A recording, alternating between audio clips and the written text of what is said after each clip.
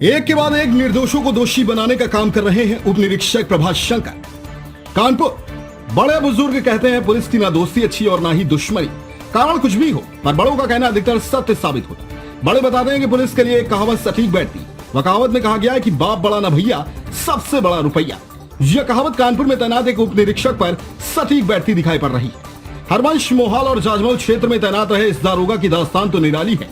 इनकी कार्यप्रणाली पर आए दिन सवालिया निशान उठते रहते हैं, बल्कि इनके कार्यप्रणाली पर कोई छोटे मोटे नहीं बल्कि कई ऐसे गंभीर आरोप लगते हैं जिससे किसी का भी भविष्य अंधकार में जा सके। बरसों की पढ़ाई लिखाई और कमाई गई इज्जत पर कानपुर के थाना जाजमऊ की चौकी शिव गोदावरी में तैनात दारोगा प्रभाष शंकर द्वारा मिट्टी में मिलाने का कार्य किया जा रहा है। यह बात हम ऐसे ही नहीं कह रहे हैं। विगत समय थाना हरवंश मोहाल में तैनात रहे दारोगा प्रभाष शंकर द्वारा दो निर्दोष पत्रकारों को बेवजह दोषी बताते हुए चार्जशीट दाखिल कर दी गई। जानकारी मिलते ही पत्रकारों द्वारा जिले के मुखिया पुलिस कमिश्नर से मिलकर न्याय की गुहार लगाई गई। गुहार लगाने के बाद दारोगा प्रभाष शंकर पर लगे आरोपों की जांच भी नहीं पूरी हुई कि अब एक नहीं बल्कि दो अन्य लोगों द्वारा प्रभाष शंकर पर घूसखोरी और दो निर्दोष बालकों को दोषी बनाने का आरोप लगाया जा रहा है।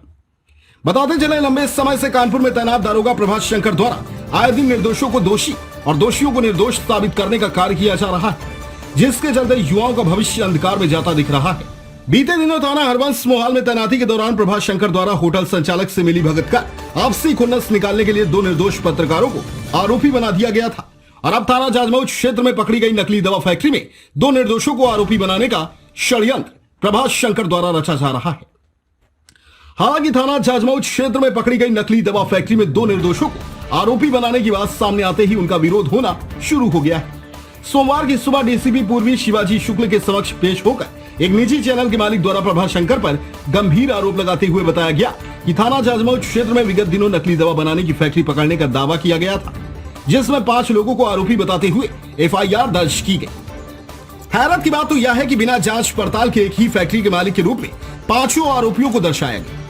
मुकदमे में 5 ऐसे लोगों को आरोपी मान लिया गया, जिनमें से कुछ लोगों ने तो कभी उस फैक्ट्री के बारे में ना तो जाना और ना ही कभी उस क्षेत्र में भटके होंगे। इसी जद्दोजहद से बचने के लिए दो निर्दोषों के परिजनों द्वारा मामले की पैरवी के लिए मोहम्मद फिरोज से कहा गया। पैरवी के दौरान मोहम्मद फिरोज की बात प्रभाष शंकर से हुई तो प्रभाष शंकर द्वारा दोनों के नाम मुकदमे से हटाने की बात कहते हुए 83,000 रुपए वसूल लिए, पर अचानक नाम हटाने के नाम पर 2 लाख रुपए अन्य की मांग कर डाली। मोहम्मद फिरोज की माने तो अन्य पैसे देने से मना करने पर प्रभाष शंकर और मोहम्मद फिरोज के बीच तू मैं हुई, जिसके बाद प्रभाष शंकर अपनी टीम के साथ निर्दोषों के घर जाकर इस तरह से पेश आए जैसे मानो कि किसी मां ने अपने बेटे की जगह आतंकवादी को जन्म दे दिया हो। घटना की शिकायत करने जब मोहम्मद फिरोज डीसीपी साउथ कार्यालय पहुंचे तो वहां पर पहले से ही मौजूद एक अन्य व्यक्ति द्वारा भी उप निरीक्षक प्रभाष शंकर पर मामले में चार्जशीट लगाने के नाम पर 10,000 रुपए की वसूली करने का आरोप लगाया।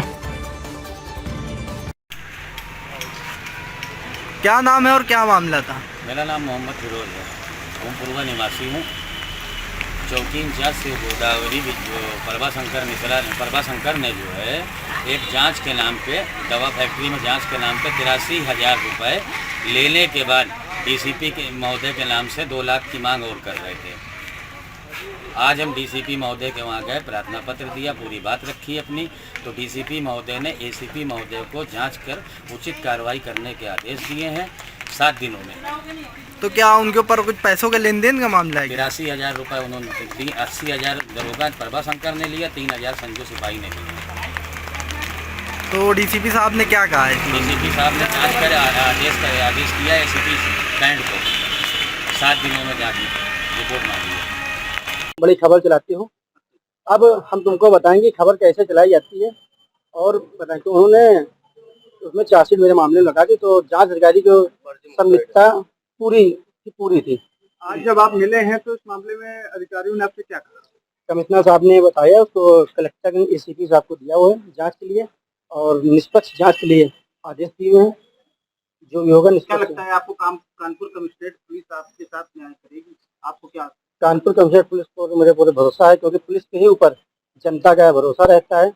अगर पुलिस ही गलत काम करने लगेगी तो उनको उच्च अधिकारी हैं उस पर संज्ञान लेते हैं और तो सही ढंग से काम कराने के मांगता रहता है, इसलिए मैं यहाँ आया हूँ। हैरत की बात तो यह है कि कानपुर शहर में एक से एक तेज तर्रार दारोगा होने के बाद भी प्रभाष शंकर जैसे दागी दारोगा को क्यों चौकी और थाने का चार्ज दिया जाता है। चार्ज पाने के बाद प्रभाष शंकर जैसे भ्रष्ट दारोगा अपने साथ साथ पूरे विभाग की छवि धूमिल करते नजर आते हैं। दोनों शिकायतकर्ता की बातों को गंभीरता से लेते हुए डीसीपी पूर्वी द्वारा पूरे प्रकरण की जांच सहायक पुलिस आयुक्त कैंट से कराने की बात कही गई है। पीड़ित की माने तो डीसीपी पूर्वी द्वारा एससीपी कैंट को 7 दिन के अंदर जांच पूरी करने की हिदायत भी दी गई है। वहीं जानकारों का कहना है कि प्रभास शंकर पर पहले भी कई ऐसे आरोप लग चुके हैं जिनके चलते जनता की नजरों में पूरे विभाग की छवि धूमिल होती दिखाई पड़ती। Bureau report RTI news 24। देश प्रदेश की हर छोटी बड़ी खबर के लिए सब्सक्राइब करें हमारा चैनल RTI न्यूज 24 और बेल आइकन दबाना ना भूलें, जिससे हर खबर आप तक पहुंचा सके हम सबसे पहले।